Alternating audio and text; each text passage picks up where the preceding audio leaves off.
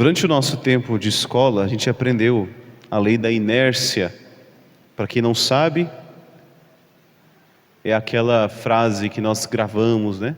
Todo corpo permanece em repouso se não há nenhuma força sobre ele. Ou seja, uma pessoa vai ficar parada se não tiver nenhuma força que move ela. E é de fato muito mais difícil sair do movimento inicial do que continuar numa caminhada. Trazendo isso para a nossa vida espiritual, que é formada de movimentos, que é formada de criação de hábitos, nós percebemos isso. Basta nos lembrarmos quando nós começamos a rezar o nosso primeiro terço. Eu lembro que eu tinha 14 anos de idade quando eu me coloquei nesse desafio. Quando eu descobri a devoção à Nossa Senhora, quando eu percebi como é bom participar da missa de semana, quando eu descobri este tesouro da Eucaristia que estava tão próximo de mim. Minha casa ainda é, agora mais ainda. Eu morava 2 quarteirões da paróquia. Agora minha casa fica de frente à paróquia, literalmente. De frente, assim, quase no mesmo quarteirão. Atravessa a rua, minha casa em Anápolis está de frente à igreja. E eu comecei a perceber como é difícil no começo da caminhada criar esse hábito de rezar. Mas depois de um tempo, eu olhando para trás, eu percebia, caramba, era tão difícil de rezar um Pai Nosso antes de dormir. Agora eu já consigo rezar um terço, consigo ler a Bíblia todos os dias, consigo quase todos os dias vir na Santa Missa. Naquela época eu também tinha começado a aprender a tocar violão. Eu percebi que todo dia eu conseguia dedicar um tempo para estudar esse instrumento, que depois, graças a Deus, comecei a usar isso para a igreja, a tocar nas missas. Porque é assim que funciona a criação de hábitos, seja eles bons ou ruins. E de fato isso é muito bom para nós, é um mecanismo do nosso cérebro. Quando nós fazemos uma coisa por muito tempo, aquela coisa, por exemplo, dirigir. Quem está no começo para tirar a carteira, ontem eu conversava com a irmã que estava nessa angústia, né? Porque falta mais uma tentativa e se não conseguir, não consegue tirar a carteira. Então no começo era tudo difícil, tinha que pensar na embreagem, pensar no acelerador, no freio, retrovisor, o freio de mão, professor do lado, passa cachorro, passa alguém na rua, é tanta informação. Mas quem já dirige há algum tempo, a gente nem pensa no que faz. Você sabe o que você fez para chegar até aqui? Você que veio de moto, você que veio de carro? Você não sabe. Andar é a mesma coisa, rezar é a mesma coisa, porque o nosso cérebro gasta muita energia. O nosso corpo demanda muita energia. E quando ele começa a fazer as coisas no automático, é também uma tentativa de economizar ela. Porque se toda vez que você fosse dirigir, andar, você ficasse concentrado em cada passo, com toda a atenção do mundo, chegaria ao final do dia, a gente estaria totalmente esgotado. Agora abre aspas, é por isso que as pessoas que têm TDAH se cansam muito. Porque as pessoas que têm o transtorno de déficit de atenção estão o tempo todo ligadas em tudo. Estão atentas, até demais. Por isso que há um desgaste muito grande, um cansaço mental e físico nas pessoas que têm esse transtorno. Fecha aspas. Por isso, irmãos, agora nós pensamos, o que tem a ver com o Evangelho de hoje? O que tem a ver o Evangelho de hoje? Irmãos, a conversão também é um movimento. É um movimento inicial. Não existe uma pessoa que pode dizer assim, eu sou convertido, eu já me salvei. Seria muita presunção de alguém dizer, depois de 30 anos rezando o rosário, agora que eu estou 20 anos na minha ofensiva da Eucaristia, 20 anos comungando Jesus, 20 anos sem cometer tal pecado, agora estou salvo. Ilusão, irmãos, porque sempre teremos algo em nós que pede mudança. Sempre haverá em nós um afeto desordenado, um desejo mal colocado. Sempre terá alguma coisa em nós que precisa de aperfeiçoamento, porque somos pecadores. A nossa natureza é frágil.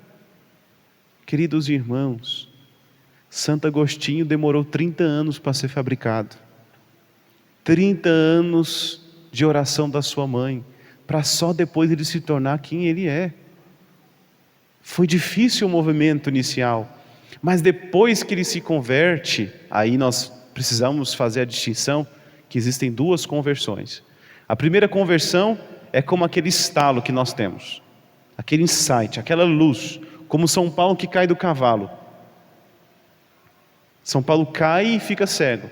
Aquele stage inicial, aquela pancada que a gente toma e a gente percebe que o caminho que nós estamos vivendo não é o que leva à felicidade e à salvação.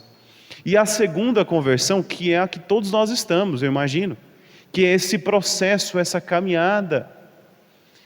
Para Santo Agostinho foi mais fácil depois continuar.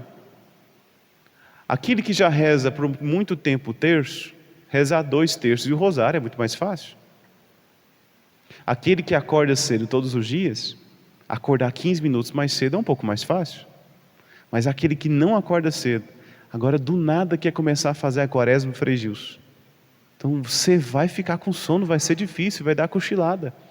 Você vai acordar e vai querer dormir de novo. Porque você ainda não criou o hábito. Porque o movimento inicial sempre é mais difícil. Agora nós chegamos no Evangelho, depois de toda essa explicação. Jesus diz que no céu há maior alegria por um pecador do que por 99 justos que perseveram. Nós pensamos, caramba, 99 justos que perseveram não valem tanto uma alma que se converte? Sim, porque os 99 justos já estão no caminho, já criaram os hábitos, já estão dentro desta bolha católica, já estão dentro da caminhada. Para eles é muito mais fácil seguir, muito mais fácil perseverar. Mas quando eu falo que é mais fácil, não significa que não haverá também tribulações, não significa que neste caminho haverão fases da vida mais difíceis, mas para quem está no começo, tomar a decisão de seguir a Cristo é muito mais dolorosa e muito mais exigente. Por isso o céu se alegra quando uma pessoa se decide. Que alegria no céu! Bendito aquele dia quando Jesus te chamou, bendito aquele dia que você se decidiu por Ele, em que você percebeu que somente nele você tem a paz e a alegria. Que alegria aquele dia que você decidiu se confessar. Hoje a fila do confessionário estavam cheia de ovelhas perdidas, e cada um de nós somos ovelhas perdidas. Quando escolhemos o pecado mais uma vez, quando decidimos nos afastar de Deus, quanta festa deve haver no céu quando uma fila do confessionário está cheia, porque isso mostra o desejo, a alma que é sedenta de Deus, a alma que deseja sair dos apegos terrenos, que deseja sair dos pecados, que deseja agradar o coração de Jesus e o imaculado coração de Maria, que deseja reparar os pecados contra o sagrado coração de Jesus. Que festa deve haver no céu quando um pecador se deixa ser carregado por bom Jesus nos ombros. É isso que acontece no Evangelho de hoje. Mas existe um outro aspecto desse Evangelho. Esta ovelha perdida, transviada, machucada, distante, somos cada um de nós. E quem vai atrás da ovelha? Que somos nós, é Jesus. Mesmo quando eu me decido por Ele, mesmo quando eu me decido por viver uma vida autêntica cristã, de seguir os mandamentos, de viver de fato a fé católica, ainda assim é uma graça de Deus concedida a você. É sempre a iniciativa de Deus. Mesmo que você ache, foi a minha decisão, foi eu que fui na missa hoje, foi eu que procurei o padre para me confessar, foi eu que decidi deixar tal e tal pecado e tal situação da minha vida. Na verdade não foi você, foi a graça. essa graça que te impulsionou, essa graça que fortaleceu e deu tudo o que é necessário para que a sua decisão fosse essa. Sim, a decisão sempre será nossa, mas sem o auxílio da mão poderosa de Deus, nós não podemos dar nenhum passo sequer na vida espiritual. A vida espiritual, a vida de santidade é sempre uma via de mão dupla. Por um lado tem a minha decisão, a minha liberdade, que se encontra com a graça de Deus. Seria muita presunção achar que por nossos méritos, pelo nosso esforço, alcançaríamos a Deus. Não. Lembre-se disso, irmãos.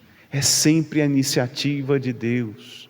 É Ele que desceu nessa terra, é Ele que se fez homem, Ele que se encarnou no seio virginal de Maria, é Ele que decidiu viver a vida nessa terra, foi Ele que se colocou na cruz, foi Ele que se entregou na mão dos pecadores, não foram soldados que acharam Jesus por acaso, no Horto das Oliveiras rezando, mesmo que tenha se servido também da traição de Judas para o entregar, sempre foi Cristo.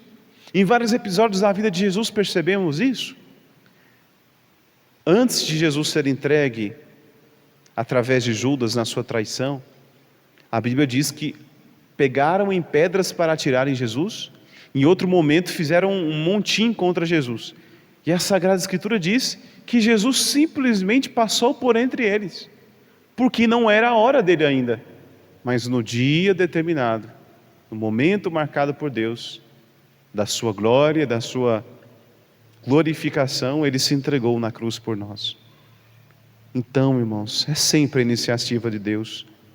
Nós somos então essa ovelha perdida. Quantas vezes nos perdemos, tropeçamos, caímos, mas hoje, diante desta linda festa do coração de Jesus, permita-se ser alcançado por esta graça de Deus.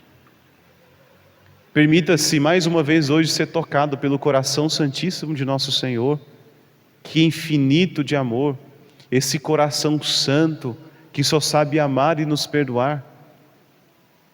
Permita-se ser carregado como a ovelha que foi levada nos ombros.